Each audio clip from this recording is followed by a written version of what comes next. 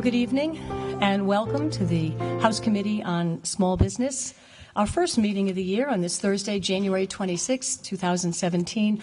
I'm Representative Deb Ruggiero. I represent Jamestown and Middletown.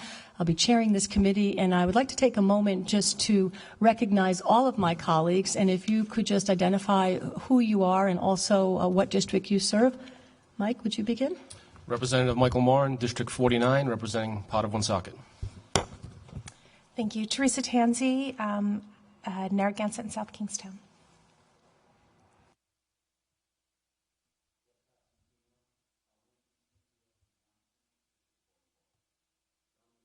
District 8, Thunder Hill, Orneville, Truxton Avenue, Main Avenue, and a whole host of other areas.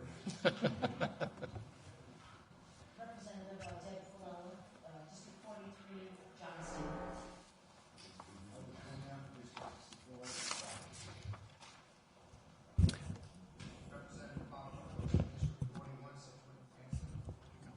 Thank you very much. And my dear friend, Representative Arthur Handy, Cranston, the 18th District. Representative Bob Phillips, District 51 from Woonsocket and parts of Cumberland. thank you. We have a quorum. We're ready to begin. Thank you so much. We have a special presentation tonight. Eric Godwin, the Director of Regulatory Reform, has joined us again. He did join us last year, and tonight he's going to update on the efforts he and his team has been making to eliminate regulations so we can minimize the adverse impact on small business in Rhode Island. And also joining us is Liz Tanner, the Executive Vice President of Client Services for Business Navigation Center at Commerce Rhode Island.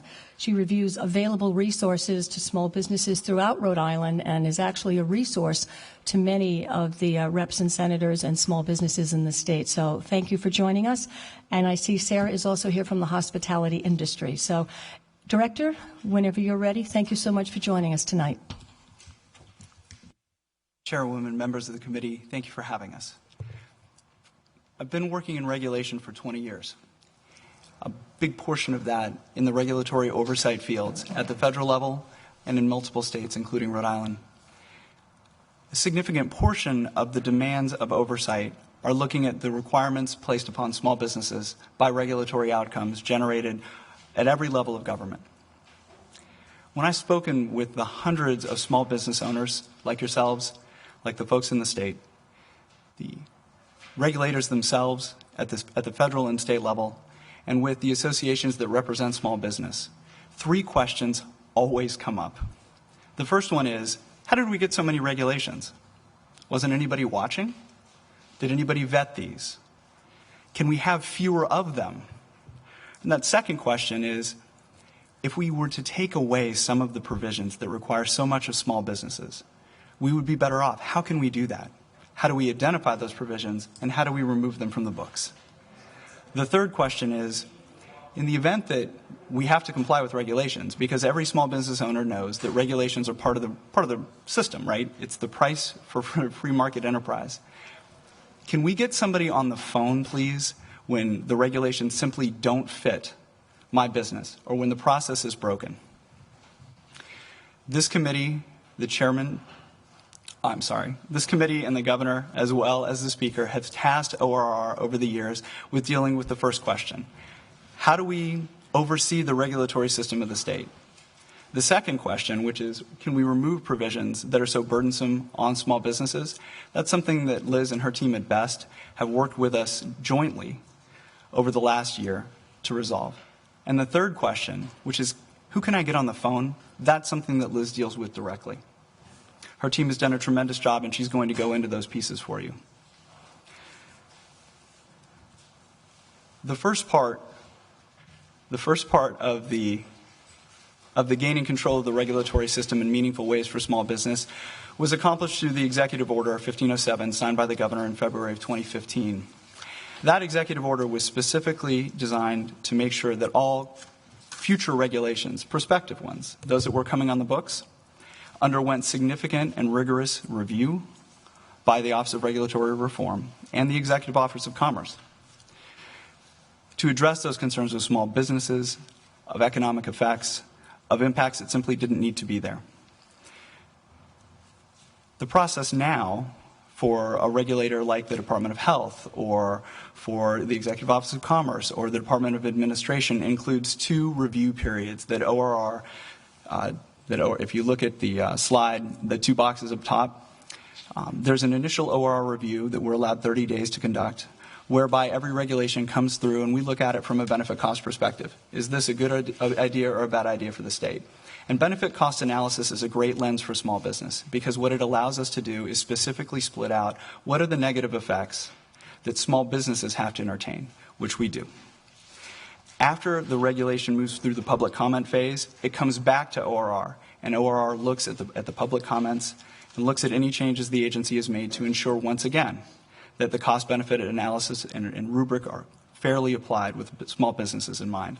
After that, assuming it survives the process, it's sent to the Secretary of State for filing and becomes law.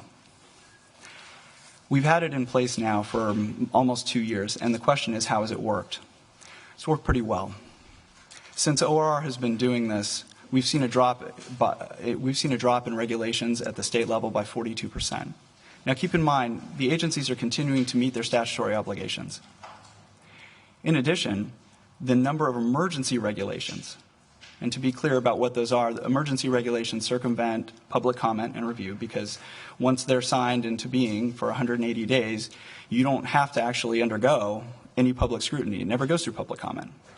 The number of emergency regulations has gone down by almost half, 46%. In addition, the number or the percentage of regulatory actions by the agencies that are repeals and or consolidations, basically cleanup, has gone up by 51%. And to be clear what these numbers represent, this is since the ORR process, the review process has been put into place relative to the previous 4 years.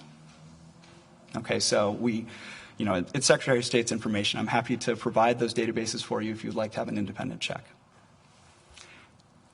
That's the prospective side of gaining control of the regulatory environment.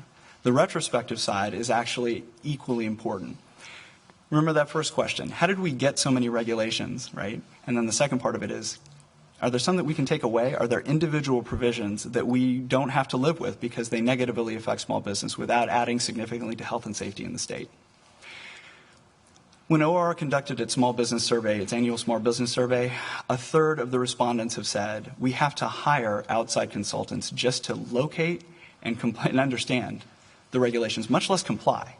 We actually have to hire people to tell us what's required of us. That's not the way it's supposed to be. The Rhode Island's regulatory system itself is in some respects to blame for that. And so one of the big problems is if you get on the Secretary of State's website, and they've done a great job, right? We're working in partnership with them now, but when you get on that website, it's difficult if you just type in plumber to see all the regulations that apply to plumbers. Some of them are images, which means they're not searchable. They're, the ERLID numbers or the regulatory ID numbers are sequential rather than by topic area. Most other states deal with this by having a state code of regulations, right? You can get on Virginia's website, or Connecticut, right, or Massachusetts, and you can search all of the state regulations for the word plumber, and all of those regulations will show up for you. Already indexed in the same format, looks exactly the same. It's easy to locate and comply with. We're one of only 4 states in the union that does not have that capability. The only state in New England. But through the guidance and wisdom of the legislature, the Administrative Procedures Act was amended last year, requiring ORR to work with the Secretary of State to get an online code of state regulation. Not only do we have to get an online code, and this is the part I hope you will like best because it is maybe the hardest lift for the agencies and what makes me so unbelievably unpopular when I go visit them. Every regulation has to go back through the APA process, and if it doesn't by December 31st of 2018, it's unenforceable. What that means is every regulation currently on the books that affects small business are going to come back through ORR, are going to undergo additional rounds of public comment, are going to be re-examined for their impacts on business over the next 2 years. Every one of them. The goal here is to reduce the volume of existing regulations by about 3,000 pages. And I'm happy to talk to you about why we pick pages and what other metrics we might have used. Okay? We're also looking to implement plain language requirements. And the reason to do that is because small business owners don't have time to sift through the legalese that comes with regulatory language a lot of the time. What they want is an easy way to understand exactly what regulations are requiring of them, an opportunity to track and comment on those regulations, and then to move on with their lives. This project has been in place since the end of last session, and as of November 1, every regulation that's submitted to ORR for review has to comply with the new APA code. There are some exceptions for those regulations that have been in the works for long enough and there's a public safety consideration or an environmental health consideration. But for the most part, the regulations are now streaming through ORR. There have been 29 submissions over the last 2.5 months. 3 of them were new adoptions, okay, so adding to the regulatory burden. But notably, all 3 of those regulations that have come through the system were statutorily mandated. So the agencies had to write regulations, and we tried to make those regulations as least burdensome as possible. 8 of those regulatory actions that have come through have been amendments. So the agency has identified a regulation as one that needs to be tweaked to make the economy better off, to better serve the public, to make it less burdensome, what have you. And of those regulations that have come through, 17% of the volume of those regulations has been cut. And then finally, 18 of them have been straight repeals. So these are just the first 29, and I can't guarantee that that pace will continue. But as of right now, 172 pages have been eliminated, which is about a 35% reduction in the volume.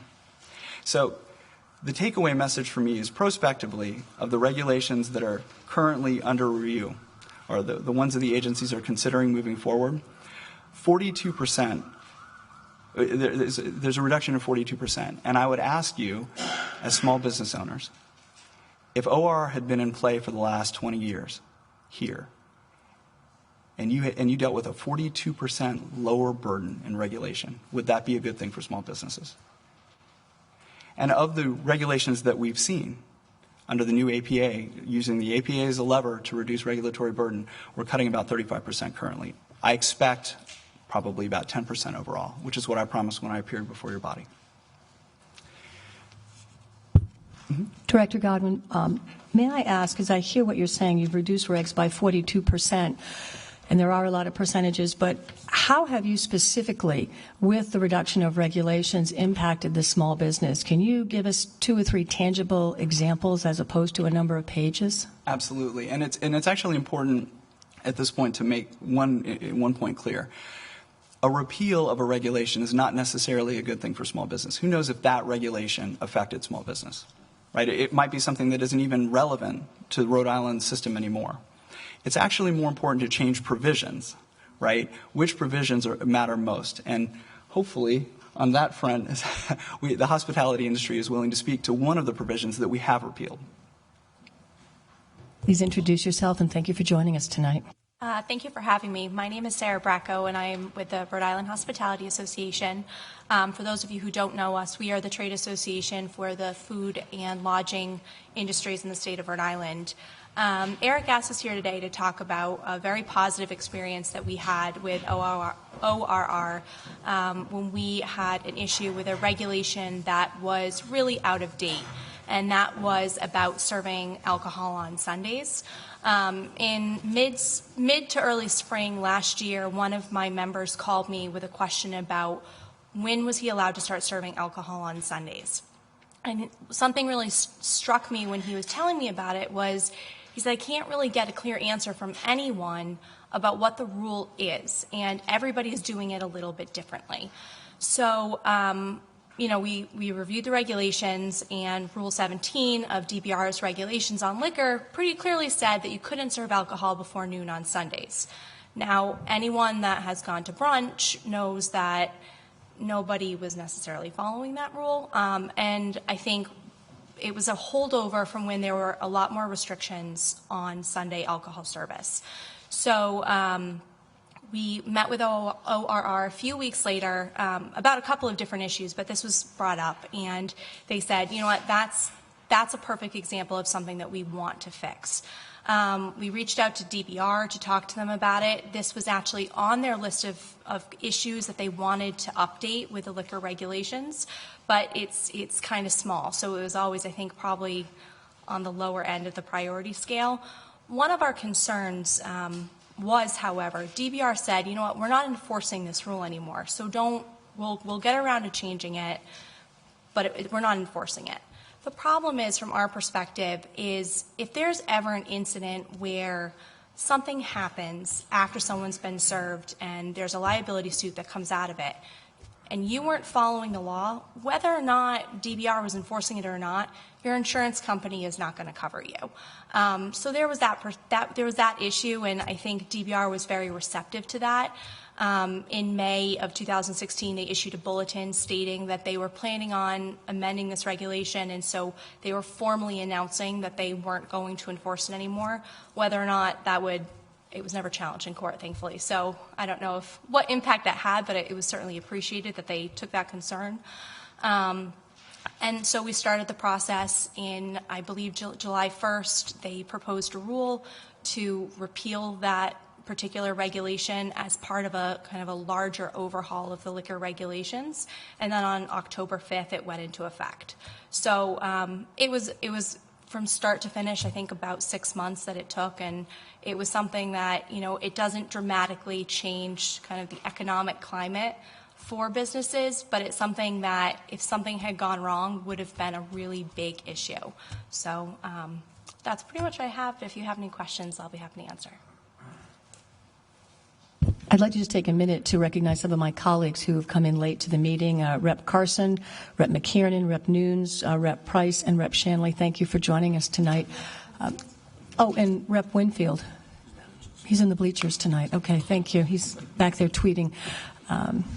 Before we continue, do any of my colleagues have any questions of Sarah? Rep. Carson. Oh, not for Sarah. I'm sorry. Are you finished, Eric? Would you like to entertain questions now, or do you want to continue? I'm more than happy to. Okay. Please proceed, Rep. Carson. Thank you. Thank you, Chairwoman. I hear, as we all hear, so much. Well, first of all, it's good to hear that you've made these, reviewed these regulations, you've reduced them. That's all wonderful news. So I'm completely supportive of that. I'm sure we all are.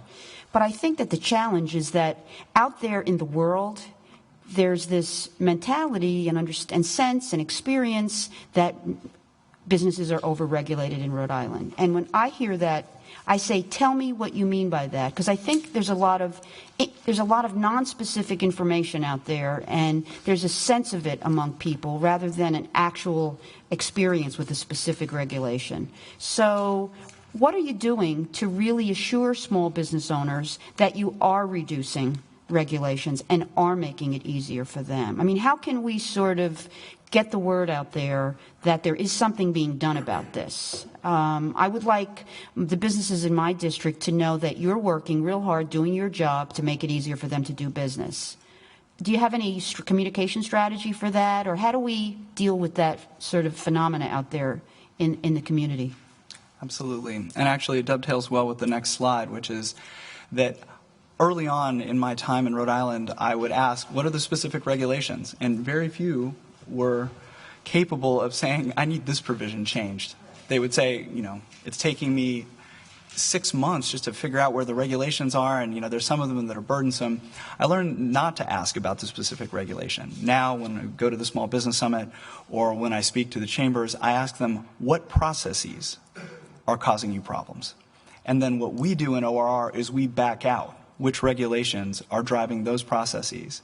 And then we're able to go back and say, are these the provisions that are causing you problems? A good example of that is at the Small Business Summit recently, there was a complaint, I think a good one, that the fees that are charged to small businesses often occur across the entirety of the year. It would be so much easier for accounting purposes for them to occur in a single place. And then I said, okay, so we actually were in the room at the time, and we took a look at some of those fee requirements, and I said, well, we can consolidate some of these fees for you, but some of them that are fees for service or for inspection, I'm not sure that you want me to have them all due on the same day because it's going to lock up that process. Would it be okay with you if we just looked at consolidating the fees that you had to pay as almost like a tax? And they said, yeah, that'd be fine. That'd be great. And so that's an initiative that we're pursuing, because asking about the process is really the key. It's asking too much of individual business owners to point me at the regulatory provision that's causing them problems. And so under the Executive Order 1507, we've heightened our lean efforts dealing specifically with businesses and small businesses. And it's something that Liz has done a terrific job of in taking the individual complaints of small business owners from across the state and saying which processes are causing you the most problems, and then going after the individual pieces that are most problematic. She'll speak to that in a moment, but I want to make sure that I answer the other questions. I know that there are many about our efforts and about where we have yet work to do. Thank you, Director. That's a very good beginning. Representative Phillips has a question for you. I actually have two, if you don't mind, Chairwoman. Absolutely. Thank you, Chairwoman. Mr. Godwin, when you were here last time, you had made a statement to us or an observation that stated that certain regulations transcend different departments. One regulation would affect this department, but in turn it would also affect 2 or 3 or 4 more departments. Who is looking at those regulations? I know each department has to go through all of the regulations, but who is looking at the ones, okay, we're looking at this one, but it also affects DBR, affects DOH, affects DOT, DEM, whichever. So first question is, who's looking at those specifically? Is it somebody specifically in your office, or is it somebody in each of the departments? The answer to that, thankfully, I have one for you. I'm always afraid at the question and answer time. The APA process requires us to examine all regulations. And what that means, for example, is that, in fact, my entire team is at health for the next 6 weeks. And we're taking a look at facilities regulations, for example. There are a lot of regulations that touch on healthcare facilities. They are not all located in health. Part of the question for us is, how can we, as an outside entity, as the Office of Regulatory Reform, assist an agency in making sure that all the regulations that touch on a facility or a process, that touch on a small business sector, can we get them all together at once and move them through the process to make sure that everything is straightforward, that we don't have overlapping authorities? And we take that very seriously. And we do that proactively without the APA. An example of that would be that there are 2 primary lead statutes in the state. There are 5 regulatory agencies that are involved in those 2 lead statutes. That system is a difficult system to navigate. And actually the woman who's in charge of the APA process, Amanda Clark, has done terrific work in collecting the agencies together, meeting with them regularly, rewriting statutory provisions such that the system itself will be more easily navigated, but more protective, and then revising the regulatory responsibilities of the agencies. And we're going to bring that as part of the package to you this year to see if you are comfortable with how we've taken these overlapping Byzantine requirements in multiple agencies and tried to make a single system better. We do that a great deal. We spend a lot of time on it for the simple reason that my worst nightmare happens when one of my neighbors says to me, I have to comply with regulations from health, DEM, right, transportation, fire. I get it, right? So what we're trying to do now is attack systems, not just individual regs, because that way lies madness. If you just do it reg by reg, you will never get anywhere here. You have a second question. Well, a follow-up on that question is, because of the multiple departments that the regulations incur, the enforcement part, there was a business, and I can't remember the specific on it, but since you said the lead policies and that, what department, if they have a person from one department come in and says, you have to comply with this, and then the next department comes in and says, forget what they say, this is what you have to comply with. Who is the one do you have a system in place where this one department overrules all the other departments on the enforcement part? The systems that we touch, absolutely. The worst of all possible regulatory outcomes is to divide responsibility and control, because then responsibility is never clear. So in the case of lead, for example, the Department of Health would be, if everything goes as planned, the regulatory agency to go to. We've clarified all of the responsibilities for exactly that reason. It is not possible to hold the agencies accountable, but also for the agencies to have the freedom to work and do the right thing if, that agency and this agency over here are all fighting over the same turf. That's not how the regulatory system is designed to work well. Okay. And the second question, you had said that a lot of people couldn't give you specific instances of regulations on that. Who is available from either your department or the Commerce Department to go out to the independent business associations and speak to them, because I know of a couple of them, independent business associations, that would love to be able to give you specific regulations at one of their meetings or so. So. Well, I would love to talk to them today. That would be great, because as we go through the process of the APA, this is the time. If they have a specific regulation, if you have constituents who say, this is the thing that's giving us problems, I would like to know that as soon as possible, because every one of them has come through the shop, and I want to flag them now. So I'll make myself available. Also, Liz has a system set up specifically to address individual concerns, especially about regulation and other systemic process problems that have arisen. Thank you. Thank you, Chairwoman. You're welcome, Rep. Any other questions from colleagues? Representative Lombardi? Mr. Godwin, just curious, what are there, about 90,000 small businesses in the state of Rhode Island? There are a number, and it depends exactly on how you count, because they fall in multiple categories, MBEs, VBEs, you name it. Yes. Okay. So here's the question. I see you want to implement plain language requirements to increase transparency and ease compliance. Some of these regulatory issues were created by reaction to something that happens, you know, the yes, issue du jour, so to speak, and the fire was some, take 1025 Club, paying $100,000 in taxes to Johnson, and then it became so cost prohibitive they had to sell their building and move out. And then people, several years later, so maybe we were a little overzealous in what we were doing. So that's question number one. Question number two is, in some instances, to protect the record, to create a record so you can appeal an adverse decision. Some of the legalese has to be in there. So when you talk about plain language, some of that is necessary so you can appeal that to either the next level, next administrative level, or courts. So that's why you have to preserve the record, they say. And I'm just wondering if you're looking at anything. The third part is, are you looking at also the locals and cities and towns and some of the sometimes their language or their regulations are more restrictive than yours, and what happens is by the time they get to your level, either the business is out of business, a year has gone by, they're paying rent, if they're in a triple net situation. I can tell you places on Atwells Avenue that were paying $16,000, $17,000. I know my colleague here could attest to that. $15,000, $16,000, $17,000 a month before they, sold a dish of pasta or sold a glass of wine. So it's not only prohibited on your end. Sometimes, and I'm just wondering if you're trying to coordinate that at all. I mean, I know it's asking more when you got 39 cities and towns, but we had a situation in Providence, for example, a liquor licensing board, that restaurant. I represented someone in a restaurant because the person didn't have an answer for how to handle security in a restaurant business. The vote was no every time. I mean, does that make any sense? What does security have to do? I mean, you have your people that are trained. You have your cameras. I mean, this isn't a nightclub situation.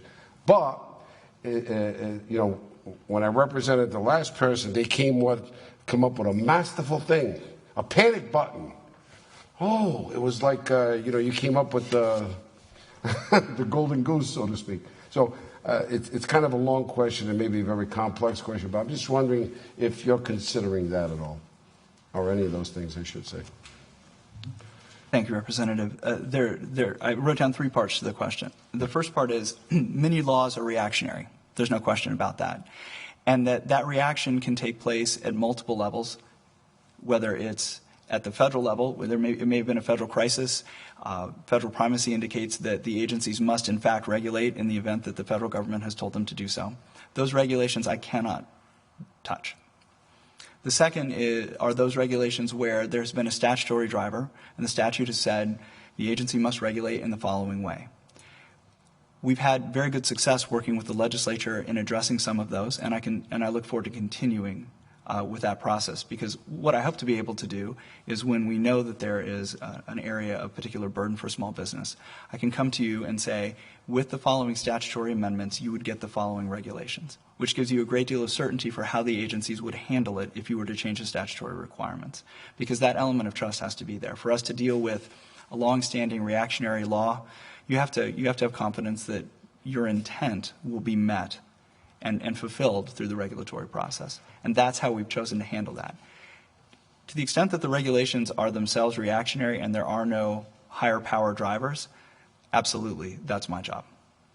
So when you identify those, I'm absolutely interested in dealing with those problems, because overregulation is nobody's favorite thing. The second piece is plain language. And you touched upon the inherent tension between having language that's defensible in court, especially if there's been a body of law already on that language, and having language that people can understand if they're not lawyers. I'm not a lawyer. It turns out there's a term for us. We're called non-lawyers. I didn't know that.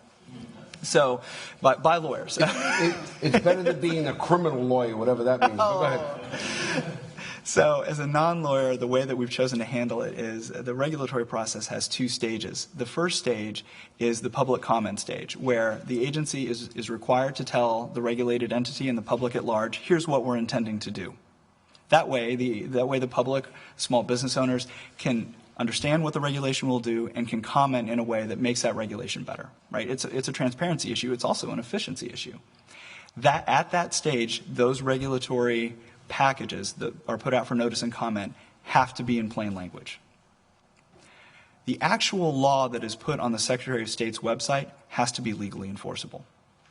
But because those two packages are linked, the public comment piece, which is designed to be read, understood, and commented on by the general public, and the regulatory piece that will go into the state code of regulations, because they're linked forever on the Secretary of State's website, any member of the public can get on, look at the provisions in the state code of regulation, and then go and look at the public notice that occurred and that was written in plain language. So we're getting the best of both worlds, we hope.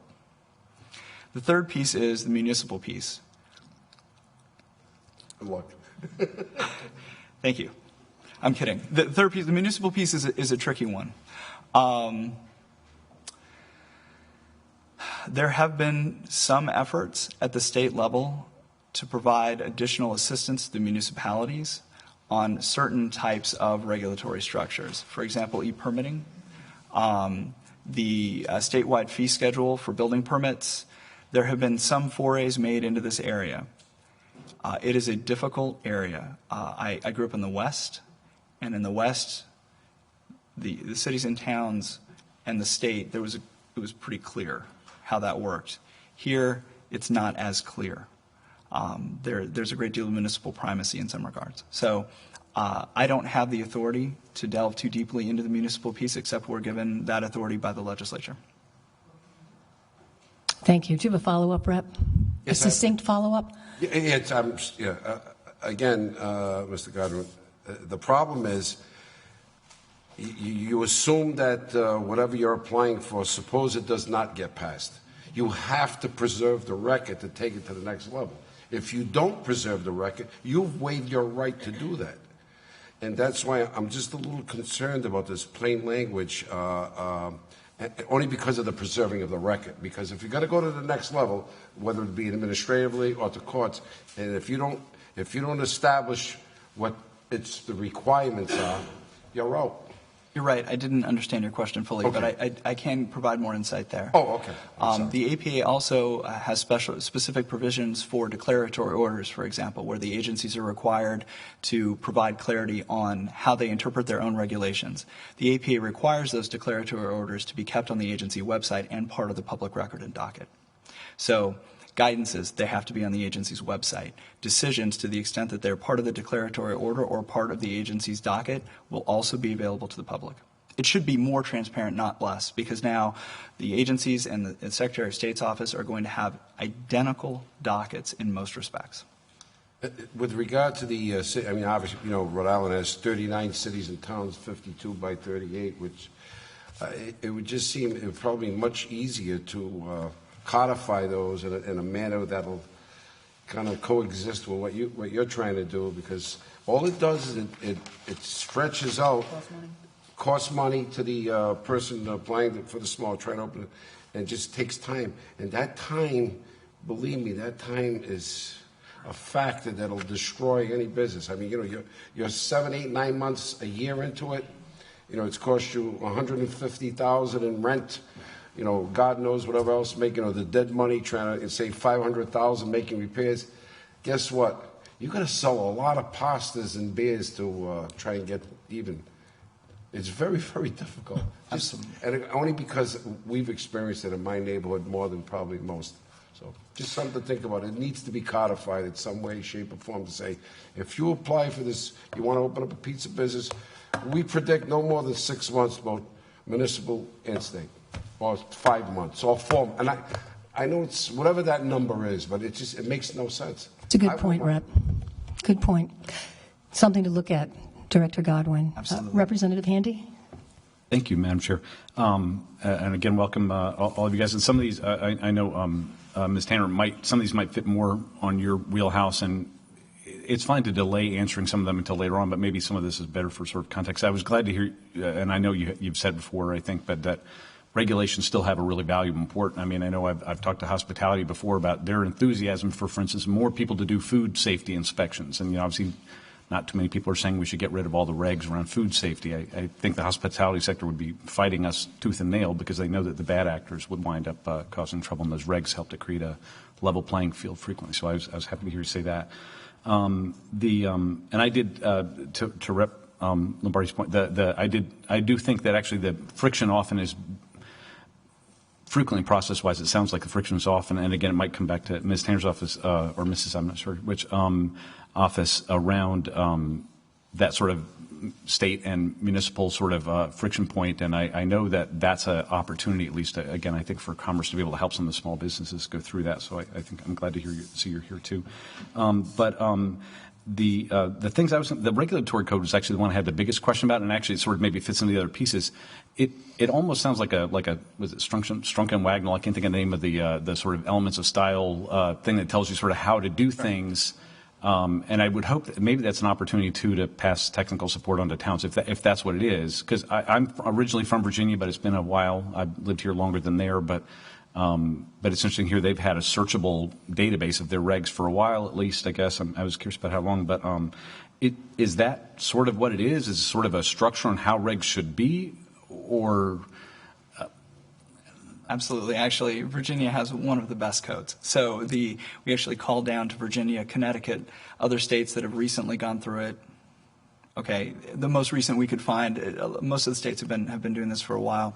There are several elements to the Code of State Regulations that I hope will be useful to you and to small businesses. The first is that there is essentially a style guide. Every regulation is going to look exactly the same in 18 months. So you're not going to have to, sometimes, fonts. These things can throw you off because you don't know whether it's a heading or it's a bullet or a subsection. It goes, 6 levels deep. That all is going to be standardized so that anybody who's seen the code once will instantly recognize it again. I'd be more than happy to share that also with you, but also with municipalities. That in fact, if they're willing to put their local ordinances in that sort of format, I would be excited about it. My personal dream, although I try not to say it too often, is one place where you can go and look at all the federal rules and requirements and all the state rules and requirements and all the municipal. It's not going to happen. That's, I asked for many things. It's sort of like winning the lottery. But we can get closer in the state if the municipal regs and ordinances look like the state regs. The second piece of it is that it will be searchable. So when you actually type in plumber, or you type in restaurant, or you type in fire code, all of the regulations that apply to that field are going to be condensed into a single document for you, complete with citations to the statute, footnotes, images if they're required. All of those things will be readily available online, and so on your phone, right? You'll be able to get to these things, is my hope. It's certainly our intent, and the Secretary of State's office has been fantastic in working with us on this. Last but not least, in my mind, there's a piece of it that is less well advertised. There are many requirements placed upon small businesses that simply aren't in the law right now. There are guidances by agencies that may be enforced, but they're not actually regulation. Does that make sense? So, this is how we're sort of enforcing things, and we're thinking about it this way. Basically. Exactly. They're not written They down. will not be able to do that anymore. As of right now, if it doesn't show up in that code as of January 1st, 2019, they can't enforce it. So you'll be able to search. Every small business will be able to search. If somebody comes to your business and says, you have to comply, you can say, wait a minute, log on to the Secretary of State's website, search, and if it's not there, you don't have to do it. And so we will end up with more regulation in some areas for the simple reason that if you're enforcing it as law, it better be in there. So we're trying to provide more certainty, reduce search costs for businesses, and make sure that everybody understands exactly what that playing field is when it comes time to comply. And around that plain language thing, it sounds like you're talking about there's sort of intent. There's sort of a summary of what the intent of this is along the way. Is that a fair way? In other words, it's not the actual reg itself, but it's rather an explanation of the reg so people sort of better comprehend it, and actually would be really helpful in that thing, in the business code, I would imagine. So if somebody's pulling that up and saying, what is something what do I have to do first to become a plumber? What do I have to do to open a restaurant? And having a little bit more of a simple description of those pieces, is that sort of the idea? That's exactly what it is. And so what happens is, for example, there are insurance regulations that look exactly the same across all 50 states.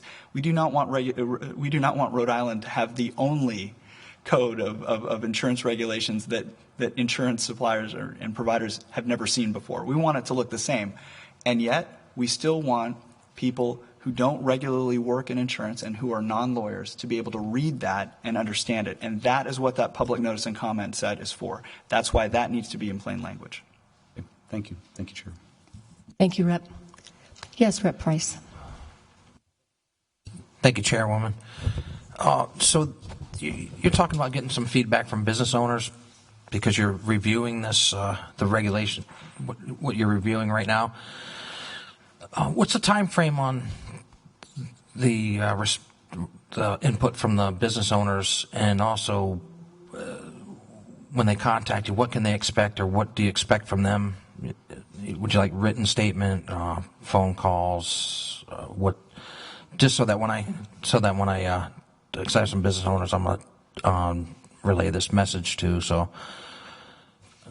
Absolutely. We on OR's website have a small business suggestion box.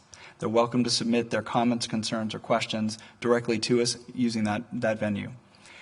There is also a small business ombudsman, Nancy Scarduzio, who works both with Liz Tanner and myself. She's on detail to Commerce Corp right now because she's part of the BEST program, because what we want is for people to be able to call in also. If they don't want to write us, they should be able to talk to us.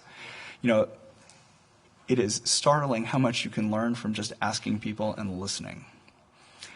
And then lastly, at any point, if a business organization would like us to come out and speak with them and hear their concerns in person, myself, Liz, someone from our staff, we will probably all be there. But we're more than happy to do that. I would like to know as soon as possible, because those regulations are going to be coming through fast and furious shortly. But it's not too late, right? If the regulation is recodified in the APA, through the APA process, and we haven't fixed something that's important, it doesn't mean we can't reopen it. Right? The agencies have been terrific partners in this regard. They want to clean up their regulations as well. Some of these regulations have been on the books for 60 years.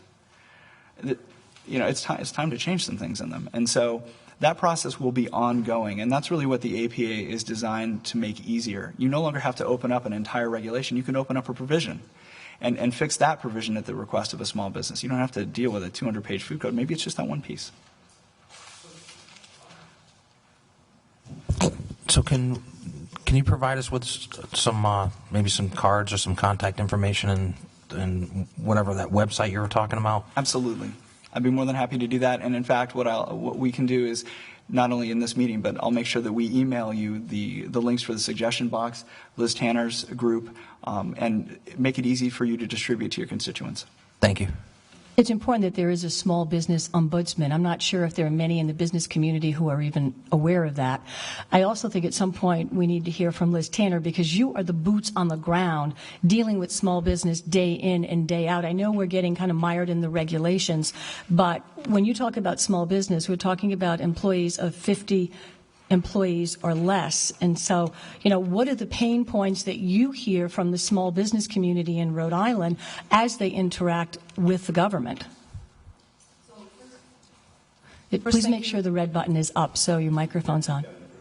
Thank you for the opportunity. I've been anxious to come and speak to you and let you know of all the opportunities and programs and services that are available to your business constituents.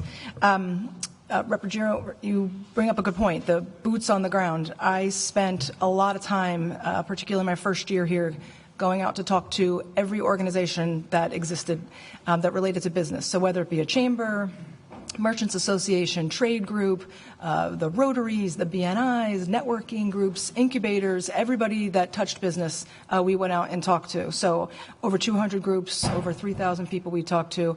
And originally it was to get the information out about the programs and services and incentive pieces that Commerce had to offer.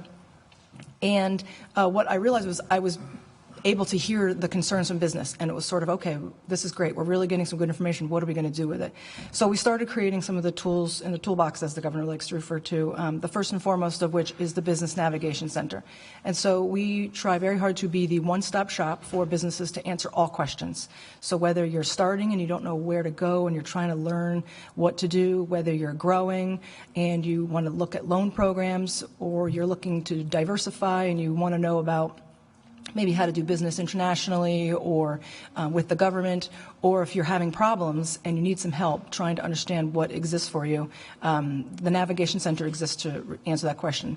And a big part of what we do is answer questions such as, who do I call in the state, or I'm having a hard time trying to figure out what I have to do for the state, or someone's not calling me back in the state. So we do a lot of that stuff as well. From that, we created STAT, which is the Statewide Action Team, and you'll see lots of acronyms here. We love our acronyms. And what STAT does is, when you've got a real problem with the state and you are having a hard time with an issue, we work very closely with every other state agency that touches business, and they are required to respond to our inquiry within 24 hours, and we work very closely to try to resolve it. I can tell you that we had quite a few of these. Summer 2015, fall 2015, the volume has dropped dramatically, particularly once the letter of good standing was repaired with the Division of Taxation, which we'll talk about in a little bit, but that was absolutely the bulk of complaints, and those are almost gone now. So we've been very excited about that, but the opportunity still does exist for businesses to ask those kinds of questions and get that kind of assistance from one place rather than the NOAA guy. We like to say we are the NOAA guy. So. We also have the Small Business Assistance Program, which was recently launched. We have our loans and microloans. We are very excited. We recently closed 3 loans, one to a hair salon, one to a Mexican food market, and another to a laundromat. The article was just actually published in PBN yesterday about the laundromat. And the loan program exists. There's quite a few who have at least been approved but not closed, and then we're building a pipeline. There have been 5 sessions already to get this information out to the communities, and we've got a couple more planned all around the state. So if you've got a community or organization that's interested in learning more about it, we'd love to come and talk to you about it. We also have what's called ACT, the Agency Cross-Training Team. And what that is 19 different state agencies, programs. There's one federal agency, and we meet on a monthly basis, originally to get to know each other and to be able to have connections to other areas of state government. Our understanding is this has never been done before. We were able to create relationships so that when somebody called you with a question that you didn't know the answer to, well, at least now you knew 1 or 2 people at a different state agency. However, in the last 6-7 months, what they have done is they have taken the example of how to open up a complex restaurant and spelled it out to say, these are the forms that you would need to fill out, this is the time that it would take, and this is the experience that you would have. From that, we have said, okay, what can we do to try to make it better? So to Rep. Lombardi's point, we will be leaning out. I'm not sure how familiar with Lean Six Sigma, the process improvement. We will be leaning out how to open up a restaurant, a simple restaurant, in February. And so we have every state agency that touches restaurants that will be a part of it. We also have a municipality that will be a part of it. We have our e-permitting folks that will be a part of it, trying to look at how can we simplify the process as a whole, not just individually in each department. So we're very excited about that. As a follow-up from the restaurant piece, From there, we're hoping to lean out how to build a building. And so we are co-funding a major municipality is looking at trying to streamline the building of a building on a municipal side. Once they're complete, then we're going to incorporate their experience with how to lean out the building of a building from a state side. Quite a large task. We are up to it. We are excited about it. And we're very excited to see what the results are from both a state and a municipal side. So I think the question was, how are we combining? That's a great example of what we're trying to do. Combined with that, we are actually have another initiative with municipalities where we co-fund with the Rhode Island Foundation and the community contributes towards having a lien consultant come in to streamline the business registration and licensing process. And so they come in and say this is what it used to take, which is usually show up at the clerk's office, fill out a form, write out a check, go to zoning, fill out a form, go out a check, and down the line in all of the departments in municipal government. And they've narrowed it down to one form. So, for example, Warwick used to have 40 forms. Now they have one. Instead of going to 11 different places to open up a restaurant in Pawtucket, you can now do everything online or by phone. So it's a matter of just consolidating, making it efficient. And so we have 15 communities that are done. We have 4 or 5 that are in the works, and we're just making our way down the list for folks to take a look at that process. We also do a lot of collaboration. So we now have a Department of Labor and Training employee at Commerce. DLT actually has 13 different programs that we are excited to let business owners know about. And so it's really sort of magical when you've got Commerce folks talking with workforce development information. The business owners like to hear all of that at one time. And so we now have the DLT employee who really helps us out a lot. As was mentioned, Nancy Scarduzzi, our state's ombudsman, she is at Commerce and she handles all of these sort of questions that come up, complex issues, mostly focused on the state side, sometimes on the municipal side. We got 3 today. It was sort of a big day. And so she's looking into each one to say, well, what is it actually that's the problem? And is it a state issue? Is it which municipality and what department it is? And then she will sort of understand it, figure it out, and make the right phone calls to see what can be done to try to make it better. Commerce also worked very closely with DBR to ask the Department of Transportation and to help them get funding for leaning out the physical alteration permit. That was probably the number 2 complaint that I heard from businesses when we started receiving these issues. They have been able to lean out their process, and they're in the midst of making major change now. They were averaging over 150 days to get a physical alteration permit, and they expect to have that down to 75 or less in the coming months. The number 1 issue that I dealt with in our first year was the letter of good standing complaints. The acting administrator, Anita Savage, she willingly accepted an opportunity to do lien, and we have seen massive change over there. They were averaging about 97 days, and they are down now less than 30 days and hoping to continue to bring that number down with the improvements that they're making. So we co-funded that effort with them. Thank you. So what's up next for us? Those are things that we've accomplished, things that we're working on now. Amica Insurance Company has been doing train the trainer style customer service training for state agencies. So we are partnering with them, with Department of Administration on that. And so we've got 5 state agencies that are either have the trainers have been trained, or they're working on it, or they're in process right now. We talked about the leaning out of the whole processes, the building a building, and how to open up a restaurant. I'm curious, that's going to take us some time, but I'd be curious to hear any feedback for other whole big processes that you think would be interesting to address. I recently took over the leadership of e-permitting starting January 1, and I'm proud to announce that we are up and running. There are 5 communities that are fully functional. We hope to have phase one completed by the middle of March. That would be 10 communities plus 1. And then we are working on rolling out information for the next batch of communities that will go online. We are also requesting dollars this budget cycle to simplify the planning zoning process and permitting on state side. So, on municipal side.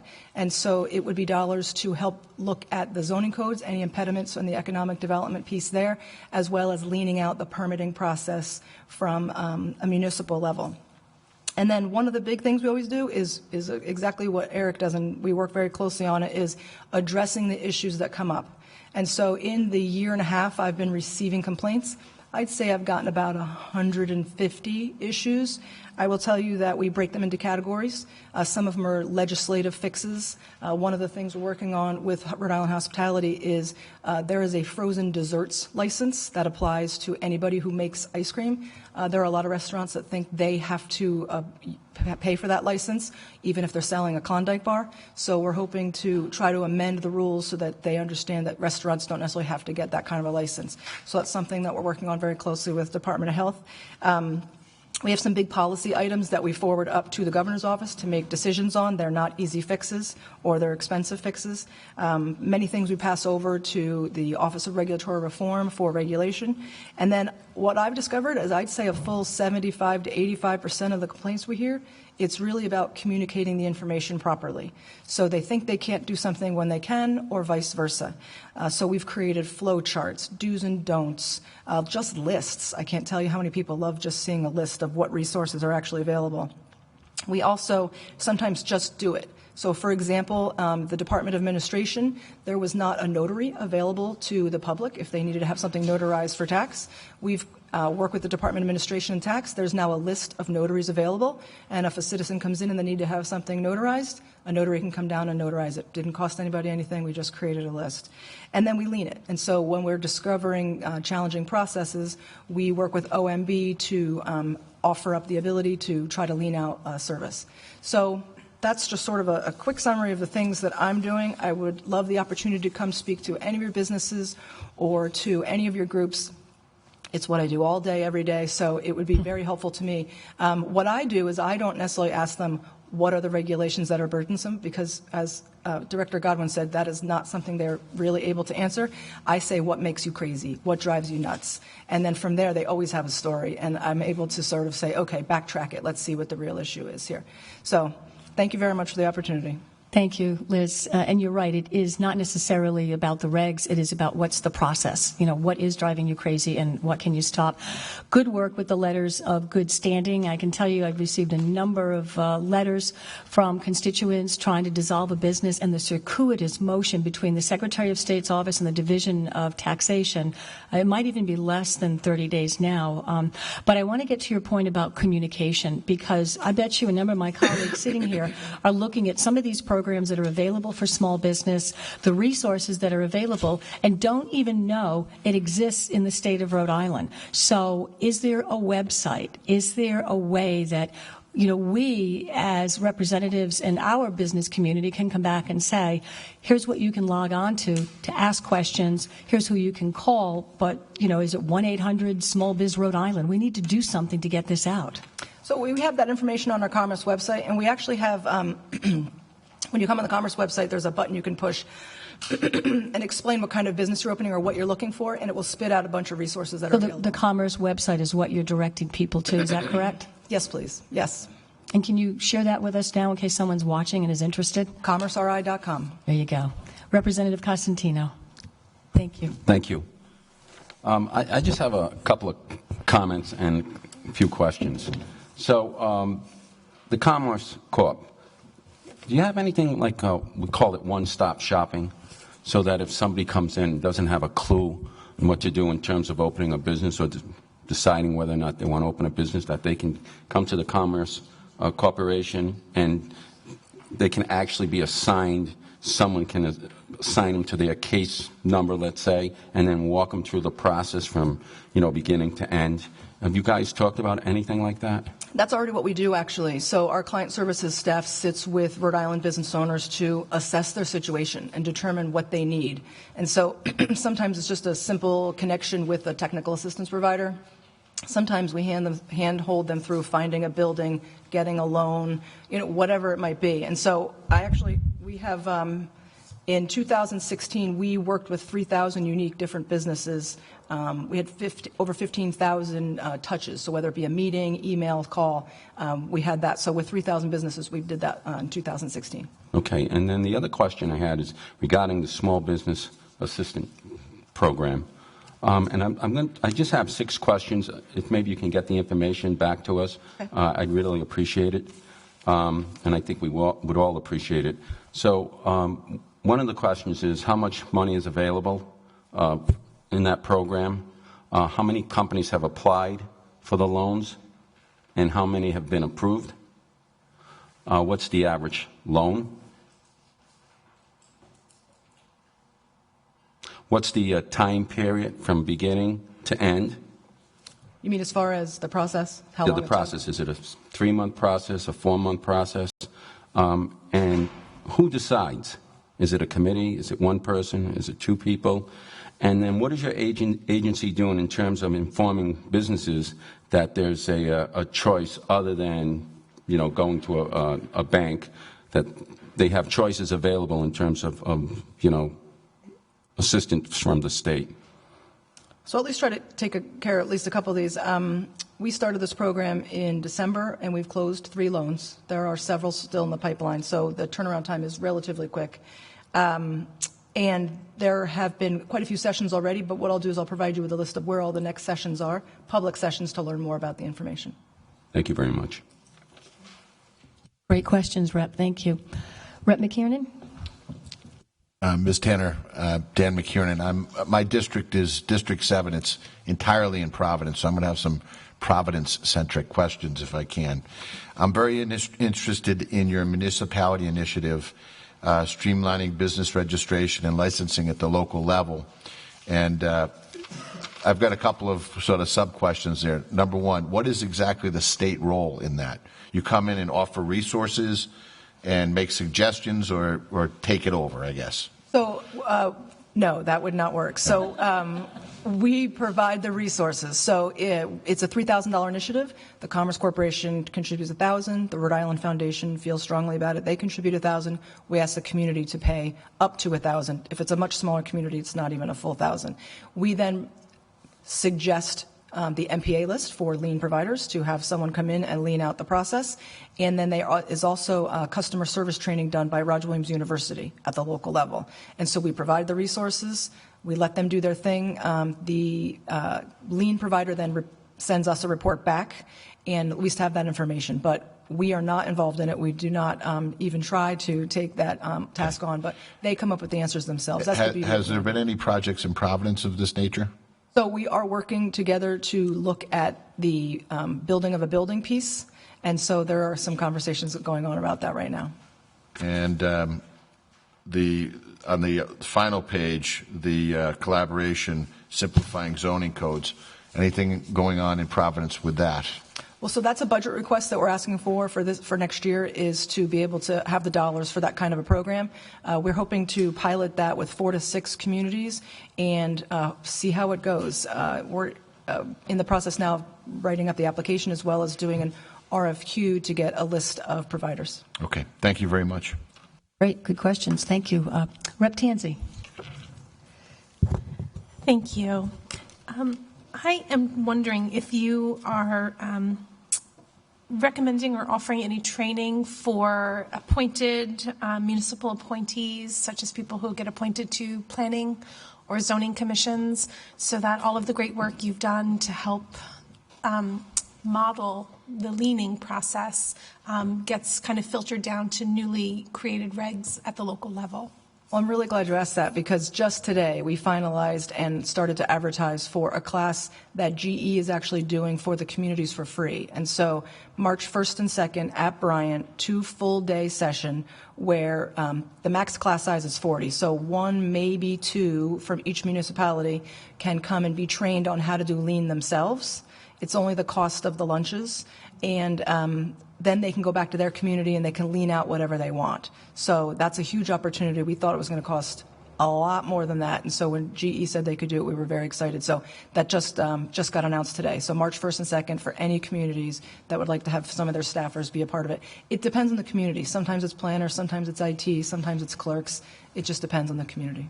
Okay, well, it's great when we have community partners like GE and Mika that are offering their expertise to the state. And one of the things that I just still hear over and over again are loans and availability and accessibility of dollars. So is that something, I mean, I understand you guys have the microloans and the loan programs and things like that, but does it seem to have changed the availability of dollars to small businesses in the past several years? It seemed like things are loosening up. It felt like things were very tight for a while, that banks just weren't making a lot of loans. Did you create these programs as a result of that? Have you felt that some of the pressure has been lifted off? Just if you could expound a little bit more on the state of loans in the state of Rhode Island for small businesses. Well, absolutely. The need's been there, and it's a result of the administration's work and the tightening that did exist. I will tell you the biggest change is in the microloan space. It's very, very hard to get microloans. Almost nobody was offering them at all for a period. It has started to loosen up, and now that we have our loan program, we're very excited. We try not to compete with traditional lenders, and so we tend to be the bank of last resort. So it's really nice to be able to help folks who just couldn't meet a banker's guidelines, but we're just below that. So the microloan program is probably the most exciting piece because you're really helping a grassroots business try to get them to the next place. So that's probably the biggest change.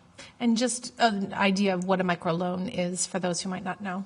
$2,000 to $25,000 is the microloan. Sometimes you just need a couple of grand to get you pushed through that next space. And then we do have traditional loans from $25,000 to $250,000. Thank you. Thank you, Rep. Just a question, the microloans that you have listed here, these three organizations, are those as many as you've issued, or are there more in the pipeline? It's more than just these three that are on your card here, correct? Oh, so there are 5 organizations that we partner with for them to facilitate the loan products. So they're the facilitators? Yes. Do you have a list of how many loans have been made to Rhode Island small businesses? And is that proprietary? For that program, the 3. So like I said, we've just started in the very end of December, and so we have the hair salon, a Mexican food market, the laundromat. And the laundromat. Mm-hmm. Great. Any other questions? Go ahead. Yes. Rep. Cosentino. I do not recall off the top of my head, but we can get that information to you. Right. If you don't mind, a list of all those questions and answers to us would be terrific. Rep. Carson, a question?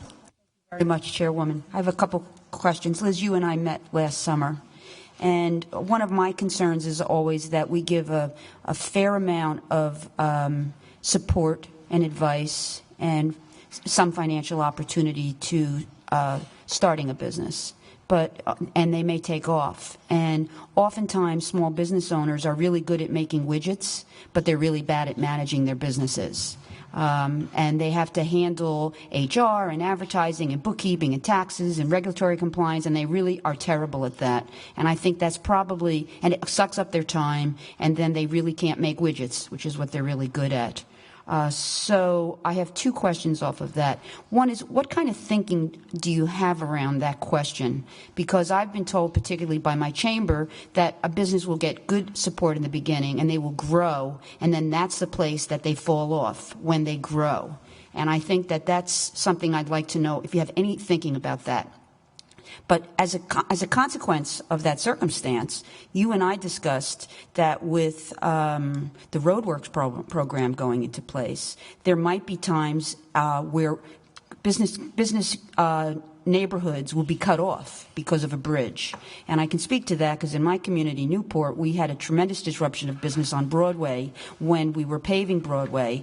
And these business owners were not really prepared for the disruption. And they didn't have the managerial skills because all they really know how to do is make widgets. So when Broadway was closed, they ran a tremendous dysfunction, and some of them teetered on bankruptcy. So what are you doing generally to sort of look at that managerial gap that business owners may have? And then the second thing is, have you connected with Roadworks at all? You and I talked about that, to see if we could identify the areas where bridges were going to be done, and if there were any neighborhoods surrounding those bridges that had large business communities, and were they prepared, and could we help those business owners adjust to the disruption?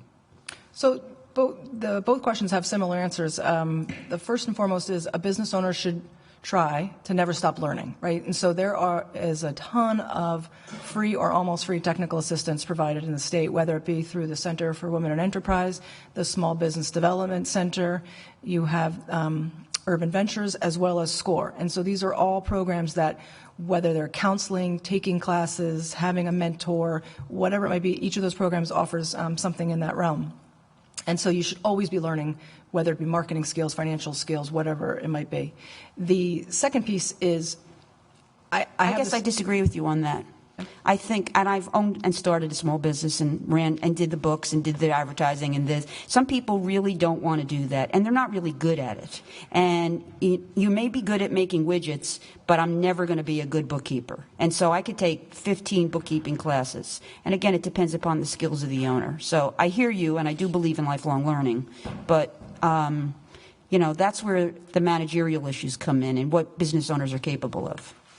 Well, then maybe it's answered by the second answer is trade organizations. So we have a lot of businesses who say, well, how am I supposed to know about all these things? And my answer is, you've got to join something, right? Because other than someone walking into the door and saying, hi, I'm from the government, I'm here to help, you would really need to have an umbrella organization that can connect you with resources. So whether it's a chamber or a trade organization or a merchants association, joining those organizations, you've got a leader of that organization who probably knows somebody that can connect you with the resources. So that's usually a way to do it.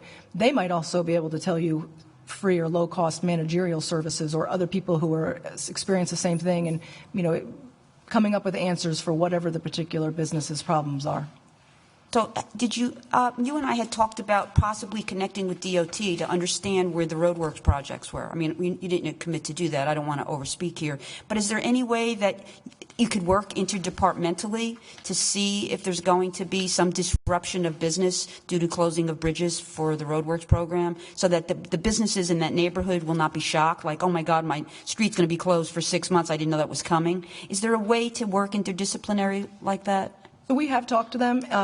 We spent a lot of time working on the physical alteration permit. That was sort of our first priority. I actually have a meeting with them. I'm not sure if it's tomorrow or next week, but we'll definitely address that issue in detail. I think it would be useful because, the experience that we had in Newport was that these businesses were not really prepared and they didn't understand exactly how long the road would be closed, and it took longer than they thought, and there was tremendous disruption, and really several businesses did teeter on bankruptcy. And when we finally caught on to that, we tried to bring some resources down to them to get them over the hump.